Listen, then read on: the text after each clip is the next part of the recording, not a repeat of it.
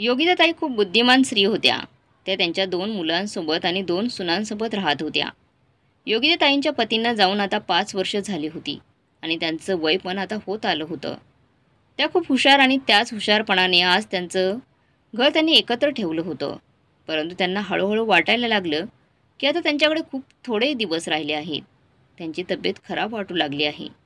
त्यामुळे त्यांनी त्यांच्या दोन्ही पण मुलांची आणि सुनांची काळजी वाटू लागली. त्यांचा विचार होता की जोपर्यंत मी जिवंत आहे तोपर्यंत त्या आपल्या प्रॉपर्टीची समान वाटणी दोघांच्या नावावर करावी. कारण त्यांच्या निधनानंतर दोघा भावांमध्ये भांडणं होऊ नये, त्यांचं जीवन सुरळीत जावं. परंतु एका बाजूने त्यांना या गोष्टीचं टेन्शन होतं की आतापासूनच जर प्रॉपर्टी दोन्ही पण मुलांच्या नावावर केली तर हे दोघं आपल्याला सांभाळणार नाहीत, आपल्याला तसंच वाऱ्यावर ठेवतील. त्यामुळे त्यांचं म्हातारपण खूप वाईट पद्धतीने जाईल. परंतु ही एक सामान्य गोष्ट होती. परंतु त्या प्रॅक्टिकल विचार करत होत्या. जेव्हा योगिताताई विचार करत होत्या तेव्हा त्यांची मोठी सून त्यांच्याकडे चहा घेऊन आली. त्यांची सून चहा घेऊन आली आणि त्या आपल्या सुनेला म्हणाल्या की आपण दोघीजण माझ्या रूममध्ये जाऊन चहासोबत पिऊ. लहान सून तेव्हा मार्केटवरून भाजी आणायला गेली होती. मोठी सून आणि योगिताताईंच्या रूममध्ये आल्या. योगिताताईंनी त्यांचं कपाट उघडलं आणि मग त्यातून त्यांनी आपल्या मोठ्या सुनेला एक सोन्याचा नेकलेस दिला आणि तिला म्हणाल्या की तू हे ठेव आणि तू छोट्या सुनबाईला ह्या नेकलेसबद्दल काहीही सांगू नकोस. कारण का मी हा नेकलेस तुलाच देणार होते. कारण तू माझी खूप सेवा करतेस, माझी खूप चांगल्या पद्धतीने काळजी घेतेस. मोठी सून सोन्याचा हार पाहून खूप खुश झाली आणि ती विचार करू लागली की सासूबाई खरंच माझ्यावर किती प्रेम करत आहेत आणि तिने गुपचूप मला हा सोन्याचा हार देखील दिला आहे.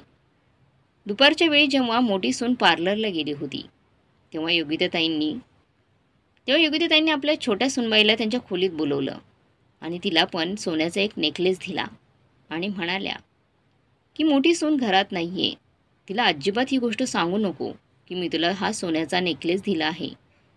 कारण का हा हार मी तुलाच देणार होते. कारण तू माझी खूप काळजी घेतेस, मला जीव लावतेस. जर तुझ्या मोठ्या भावेला कळालं तर की मी तुला हा हार दिला आहे तर ती घरात हंगामा करेल. त्यामुळे तू गुपचूप हा हार घे आणि कुणाला काहीही सांगू नकोस. लहान सून पण खूप खुश झाली. कारण का तिला वाटले की सासूबाई माझ्यावर किती प्रेम करत आहे, मला सोन्याचा नेकलेस दिला. त्यामुळे असं झालं की आता दोघी पण सुना आपल्या सासूबाईंची खूपच काळजी घेऊ लागल्या. त्यांना खाण्यापिण्याची सगळ्या प्रकारे त्यांची काळजी घेऊ लागला. असे दिवस चालले होते. घरात आनंदाचे वातावरण होते आणि कोणाचे भांडण तंटाणसुद्धा नव्हते. एके दिवशी योगिताताईंनी पुन्हा छोट्या सोनेला आपल्या रूममध्ये बोलवलं आणि तिला सोन्याच्या बांगड्या देत म्हणाल्या, ही बांगड्या तुला ठेव. ह्या बांगड्या मी तुझ्यासाठीच आणल्या होत्या आणि या बाबतीत तू मोठ्या सुनबाईला अजिबात काही सांगू नकोस, तुझ्या मोठ्या जावेला काही सांगू नकोस. बांगड्या पाहून तर छोटी सुनबाई उड्याच मारू लागली. तिला खूप आनंद झाला. कारण का त्याच्या आधी तिने कधीच सोन्याच्या बांगड्या तिने घातल्यासुद्धा नव्हत्या आणि नीट पाहिल्यासुद्धा नव्हत्या. योगिताताईंनी तिला गुपचूप त्या बांगड्या दिल्या आणि नंतर मोठ्या सुनबाईला सुद्धा असंच एके दिवशी रूममध्ये बोलवून तिलासुद्धा सोन्याच्या बांगड्या देऊन त्या सोन्याच्या बांगड्या दिल्या आहेत ते छोट्या सुनबाईला सांगू नकोस म्हणून सांगितलं आणि वॉर्निंग देत त्यांनी सांगितलं की हे सांगू नकोस. त्या म्हणाल्या की मी सुद्धा तुझ्यासाठीच या बांगड्या आणल्या आहेत. मोठी सून पण खूप खुश झाली. जेवढे आपण सासूबाईंची सेवा करू तेवढंच आपल्याला सासूबाईकडून अजून नवीन काही पण मिळू शकतं. म्हणून ते त्यांना जीव लावू लागल्या आणि त्यामुळे त्या दोघी उत्साहाने आपल्या सासूबाईंची सेवा करू लागल्या, काळजी घेऊ लागल्या. दोन्ही पण सुना खूप खुश होत्या. कारण आता त्यांना नेकलेस आणि बांगड्या मिळाल्या होत्या आणि सासूबाईंची तन मन सगळ्या प्रकारची सेवा करू लागल्या होत्या दोघीही. त्यामुळे आता त्यांची तब्येत ठीक होऊ लागली होती. आपल्या नवऱ्यापेक्षा आपल्या सासूबाईला त्या जास्त किंमत देऊ लागल्या होत्या. सकाळ संध्याकाळ आपल्या सासूची उषा पायथ्याशी राहू लागल्या. कारण की सासूबाई अजून आम्हाला काहीतरी सोनं देतील. दोन्ही सुनांनी पण आपापल्या नवऱ्याला सांगून ठेवलं होतं की सासूबाईनं आम्हाला हा दागिना दिला आहे. त्यामुळे त्यांचे नवरे पण खुश होते. त्या दोघांना वाटत होते की आपली आई माझ्याच बायकोची जास्त काळजी करत आहे आणि प्रेम करत आहे. असेच एक दिवस योगिताताईंनी आपल्या छोट्या मुलाला आपल्या छोट्या मुलाला रूममध्ये बोलवलं आणि त्यांनी 20 लाखांची एफ-डी त्याला देत म्हणाल्या की ही एफ-डी तुझ्यापाशी राहू दे आणि ह्याची नॉमिनी पण तूच आहेस. हे सगळे पैसे तुझे आहेत आणि मी ही एफ-डी तुलाच देणार होते. आणि हो, तुझ्या मोठ्या भावाला यातलं काहीच सांगू नको, कारण त्याला यातलं काहीच माहिती नाही. आपण गुपचूप बँकेमध्ये जाऊ आणि आपण यातील पैसे तुझ्या अकाउंटमध्ये ट्रान्सफर देखील करू. छोटा मुलगा पण खूप खुश झाला. तो पण विचार करू लागला की आईचं माझ्यावर किती प्रेम आहे, किती विश्वासाने मला आईने 20 लाखाची एफ-डी माझ्या नावावर केली आहे. माझी आई लाखात एक आहे. आणि 10-15 दिवस गेल्यानंतर आईने पुन्हा त्यांनी आपल्या मोठ्या मुलाला सुद्धा खोलीमध्ये बोलवलं आणि त्याला सुद्धा 20 लाखाची एफ-डी दिली आणि म्हणाल्या की ही एफ-डी मी तुझ्यासाठीच केली होती आणि याचा नॉमिनीसुद्धा तूच आहे. हे सगळे पैसे तुझे आहेत. परंतु तू हे तुझ्या छोट्या भावाला अजिबात सांगू नको. त्याला याबद्दल काहीच माहिती नाही, नाहीतर तो विनाकारण भांडण करेल. आणि हो, हे सगळे बाहेर गेले आहे ना, तर आपण दोघे गुपचूप जाऊन हे पैसे तुझ्या अकाउंटवर ट्रान्सफर करू.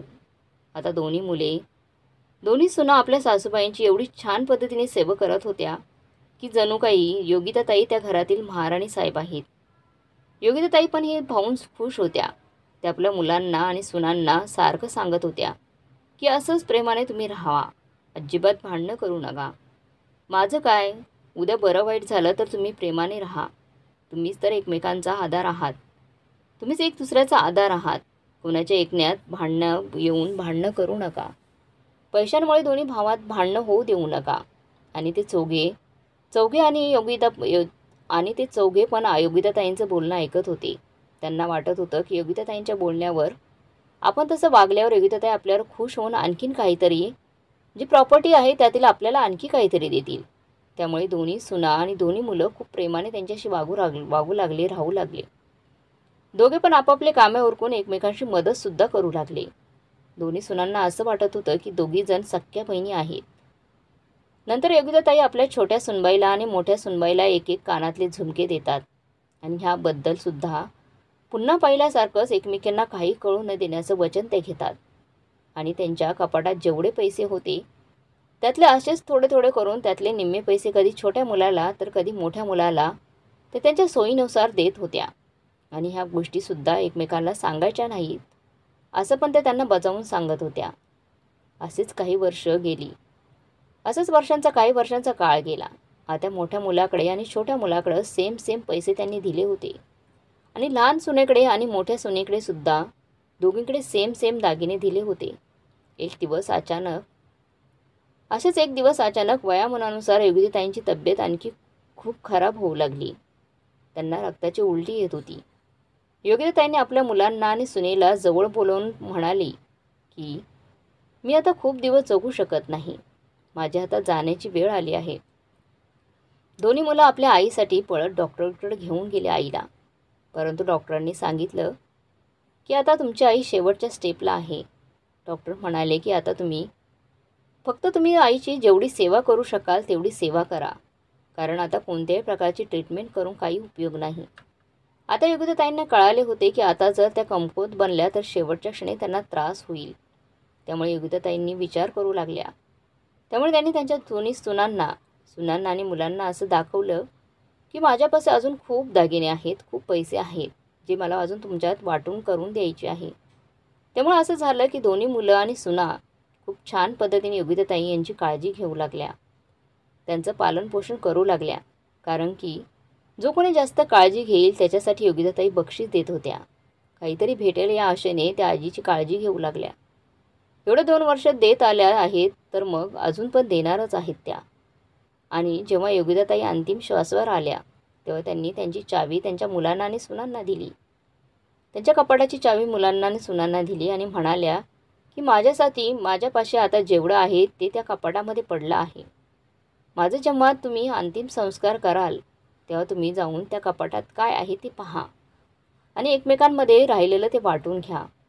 दोन्ही पण मुलं विचार करू लागले की आईने आधीच आम्हाला खूप दागिने आणि पैसे व्यवस्थितपणे दिलेले आहेत, तर मग हे सुद्धा आम्ही दोघं खुशीने वाटून घेऊ शकतो जे आईने कपाटात ठेवलं आहे.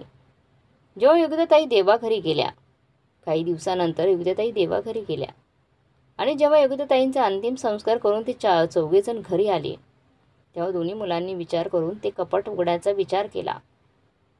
चौघे पण खूप खुश होते, कारण का आधीच खूप काही त्यांना मिळालं होतं. त्यामुळे ते आनंदाने ते कपाट उघडू लागले. आई आम्हाला किती माया लावत होती. जेव्हा त्यांनी कपाटात उघडलं तर तेव्हा त्याचं कपाट, आईचं कपाट रिकामं होतं, परंतु घराची काही कागदपत्र त्यामध्ये होती. योगिताताईंच्या पतीने दोन्ही पण घरे सारखी बनवली होती. त्यामुळे ते दोन्ही पण घराचे कागदपत्र त्यांच्या तिजोरीमध्ये होते. एका घरात ते राहत होते आणि दुसरं घर त्यांनी भाड्याने दिलं होतं आणि त्या भाड्याचे पैसे योगिताताई घेत होत्या. आणि तिथे त्यांनी एक पत्र पण दिसलं. पत्र उघडून ते पत्र वाचू लागले.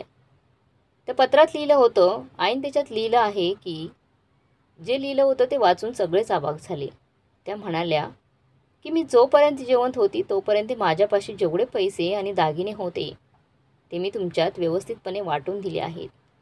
दागिनेसुद्धा मी माझ्या पद्धतीने दोन्ही पण सुनांना वाटणी करून दिले आहेत आणि दोन्ही पण मुलांना एफडी एकाच किमतीची दिलेली आहे. परंतु मी ही गोष्ट तुम्हा दोघांना एकमेकांना सांगू नको म्हणून सांगितलं होतं, कारण का तुम्हा दोघांना वाटेल की आई फक्त एकावरच प्रेम करत आहे आणि त्यामुळे तुमच्या दोघांत भांडणं होऊन तुम्ही माझी सेवा करू शकला नसतात, माझी काळजी घेऊ शकला नसतात. त्यामुळे माझ्या सेवेसाठी मी हा प्लॅन केला होता, जेणेकरून माझं वृद्धापकाळ व्यवस्थित जाईल आणि माझा हा प्लॅन खूप छान पद्धतीने सक्सेस झाला. माझ्या मुलांनी आणि सुनांनी माझी खूप छान पद्धतीने सेवा केली, माझा शेवट केला. पण बाळांनो, आता माझ्याकडे तुमच्या दोघांना देण्यासाठी काहीच नाही आहे. जर मी तुम्हाला आधीच सांगितलं असतं तर तुम्हाला तुमच्या आईची किंमत कधीच कळाली नसती. तुम्ही मला वाऱ्यावर सोडून दिलं असतं किंवा माझी चांगल्या प्रकारे काळजी घेतली नसती जशी तुम्ही आत्ता घेतली आहे. कमीत कमी पैशांच्या लालचेमुळे तरी तुम्ही माझी मनापासून सेवा केलीत. आणि हो, कपाटामध्ये घराचे 2 पेपर्स आहेत. हे आपण जे राहतो ते घर मी मोठ्या मुलाच्या नावावर आणि साईडला जे घर आहे, बाजूचे जे घर आहे ते छोट्या मुलाच्या नावावर केलं आहे. मला माहीत आहे तुम्ही दोघे खूप दिवस एकत्र राहू शकत नाही, कारण का प्रत्येकाला आपला घर प्रपंच असतो, पुढे जाण्याची आस असते. त्यामुळे दोघांनी जरी वेगळं राहिलं तरी मला काही अडचण नाही आहे. परंतु हो, प्रेमाने राहावा, भांडणं करू नका. एका घरात नाही राहिला तरी चालेल, पण मदतीला नक्की जावा आणि कधीच भांडणं देखील करू नका. त्यामुळे आपापल्या बायकाला घेऊन आपापला प्रपंच सुरू ठेवा. शेजारी असणाऱ्या भाडेकरांना जरासा वेळ देऊन जरा ते घर खाली करायला सांगा.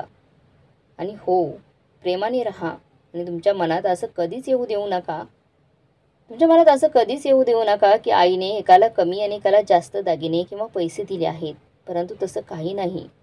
मला दोघेही सारखे आहेत. मी दोघांना पण समान वाटण्या करून दिल्या आहेत.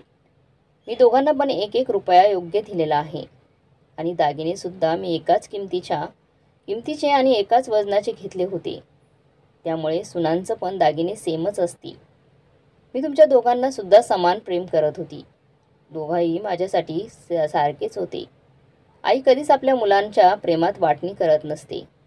असे केल्यामुळे तुमच्या भावाभावात कधीच भांडणं झाली नाहीत आणि इथून पुढेही तुमच्यात कधीच भांडणं होऊ देऊ नका आणि तुमच्या दोघात एकमेकांबद्दल राग पण निर्माण झाला नाही. पत्र वाचून झाल्यावर त्यांना समजले की आपली आई योगिताताई किती हुशार होत्या, किती समजूतदार होत्या आणि किती टॅलेंटेड होत्या आणि किती बुद्धिमान होत्या हे त्यांना समजलं. आणि आपली आई सगळ्यांना समान प्रेम करत होती हे देखील समजलं. तर मग मित्रमैत्रिणींनो, योगिताताईंनी केलेली प्रॉपर्टीची वाटणी तुम्हाला कशी वाटली कमेंट बॉक्समध्ये नक्की कळवा. आणि कथा चांगली वाटली असेल तर लाईक, शेअर, सबस्क्राईब नक्की करा. धन्यवाद.